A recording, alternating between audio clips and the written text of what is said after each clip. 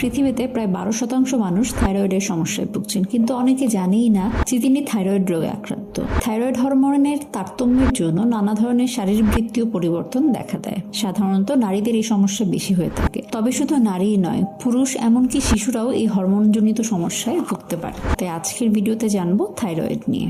Thyroid মানবদেহের একটি গ্রন্থি। এটি দেখতে অনেকটা প্রজাপতির মতো। এর অবস্থান গলার মাঝখানে, যা শ্বাসনালীকে আবৃত করে রাখে। এটি একটি অন্তঃক্ষরা গ্রন্থি। থাইরয়েড গ্রন্থি থেকে T3 ও T4 হরমোন নিঃসৃত হয়, যা দেহের প্রায় সকল বিপাকীয় প্রক্রিয়াকে প্রভাবিত করে। থাইরয়েড রোগ হলো এমন একটি অবস্থা যে অবস্থায় থাইরয়েড গ্রন্থি সঠিক পরিমাণে হরমোন উৎপাদনে ব্যর্থ হয়। থাইরয়েড গ্রন্থি থেকে যদি বেশি পরিমাণ হরমোন উৎপাদন হয় তবে তাকে হাইপার থাইরয়েডিজম বলে। এই অবস্থায় শরীর খুব দ্রুত শক্তি খরচ করে, যার ফলে অনেক বেশি ক্লান্তি অনুভূত হয়। আর যদি থাইরয়েড গ্রন্থি থেকে কম পরিমাণে হরমোন উৎপন্ন হয় তবে তাকে হাইপোথাইরয়েডিজম বলে। এর ফলে শরীরের ওজন বৃদ্ধি পায়, ঠান্ডা তাপমাত্রা সহ্য হয় না, ত্বক শুষ্ক হয়ে যায়।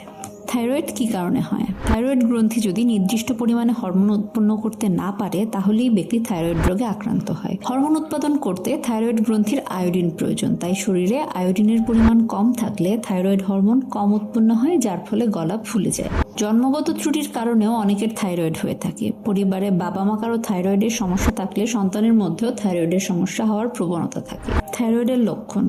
থাইরয়েডের সমস্যা পুরুষের তুলনায় সাধারণত নারীদের বেশি হয়ে থাকে। থাইরয়েড হরমোনের ঘাটতি বা আধিক্যের জন্য শরীরে নানা রকমের পরিবর্তন দেখা যায়। থাইরয়েডের সমস্যায় ভুগে থাকলে যেসব লক্ষণগুলো চোখে পড়ে সেগুলো হলো: থাইরয়েডের অন্যতম প্রধান একটি লক্ষণ হচ্ছে ক্লান্তি। যেহেতু থাইরয়েড শরীরে শক্তি যোগান দেয়, তাই হাইপার থাইরয়েডিজম হলে অনেক বেশি ক্লান্তি অনুভূত হয়। খুব দ্রুত ওজনে পরিবর্তন আসা থাইরয়েডের অন্যতম প্রধান আরেকটি লক্ষণ।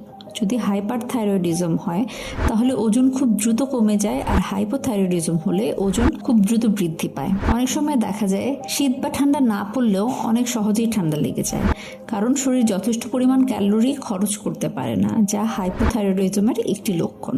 থাইরয়েডের সমস্যা হলে অনেক বেশি চুল পড়ে যেতে পারে, কারণ থাইরয়েডের সমস্যায় চুলের গোড়া দুর্বল হয়ে পড়ে। থাইরয়েডের সমস্যা হলে অনেকেই ডিপ্রেশনে চলে যায়, কোনো একটি বিষয়ে মনোযোগ দিতে পারে না এবং সহজেই যে কোনো বিষয় ভুলে যেতে থাকে। থাইরয়েড হলে মেয়েদের ঋতুস্রাবে সমস্যা দেখা দেয়, যার ফলে ঋতুস্রাবের সময় এবং তীব্রতায় তারতম্য হতে পারে। হরমোন নিয়ন্ত্রণে রাখতে অ্যাপেল সিডার ভিনেগার খাওয়া যেতে পারে। খাদ্য তালিকায় আয়োডিন ও ভিটামিন ডি সমৃদ্ধ খাবার রাখতে হবে। থাইরয়েডের লক্ষণগুলো দেখা গেলে অবশ্যই TSH টেস্ট করে নিতে হবে। প্রায় সব হাসপাতালে বা ডায়াগনস্টিক সেন্টারেই এই টেস্ট করা যায়। তবে কোনো ইনফেকশন থাকলে বা অসুস্থ থাকলে থাইরয়েড টেস্ট না করানোই ভালো। পরিশেষে বলবো, টেস্ট করার পর থাইরয়েড ধরা পড়লে অবশ্যই ডাক্তারের পরামর্শ নিয়ে সেই অনুযায়ী ওষুধ খেতে হবে এবং নিয়ম মেনে চলতে হবে।